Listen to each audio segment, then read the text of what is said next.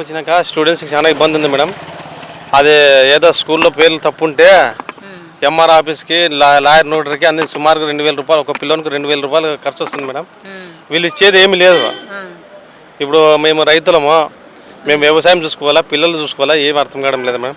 చాలా ఇబ్బంది అయితే ఉంది. వ్యవసాయం కూడా ఎరువులు రేట్లు పెరిగిపోయా, వాళ్ళు ఇచ్చే సబ్సిడీ విత్తనాలు కూడా రేట్లు పెరిగిపోయాయి మేడం.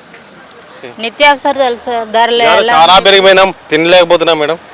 చాలా ఎక్కువైపోయినాయి రేట్లు మాత్రం. ఆయిల్ డబ్బా అయితే బియ్యము బ్యాలు అన్ని రేట్లు పెరిగిపోయినాయి మేడం. ఇప్పుడున్న ప్రభుత్వం సామాన్యుడు కూడా తినేటట్లు లేడు మేడం. ఆకలి బాధతో చనిపోవాల్సిందే. సంక్షేమ పథకాలు అందుతున్నాయా? ఇదివరకు ఏమి ఇచ్చినాడు మేడం? అందేకి ఒక మొన్న రీసెంట్గా ఒక గ్యాస్ ఇచ్చినాడు అంతే. అవి అయితే పన్నాయి మేడం. మిగతావి ఏమి పథకాలు ఏమి ఇవ్వలేదు మేడం. పింఛన్లు మాత్రం పెంచినాడు. అప్పుడు ఉన్నట్ల పథకాలు ఏమి లేవు ఈ ప్రభుత్వంలో. వాలంటీర్ల అవసరం ఉందంటారా? మరి మోసం చేశారంటారా? వాలంటీర్కి వాళ్ళు అప్పుడు జీతాలు పెంచుతామన్నా కూడా చాలా మంది రోడ్డు పాలైనారు మేడం. చాలా ఇబ్బంది ఉంది మేడం. వాళ్ళు కూడా చాలా ఇబ్బంది పడుతున్నారు. మీరు ఎక్కడి నుంచి వచ్చారు? మేము ఊరకొండ మేడం, అనంతపురం జిల్లా ఊరకొండ నుంచి. ఏం పని మీద వచ్చారు? జగన్ కలిసేకి వచ్చినాం మేడం.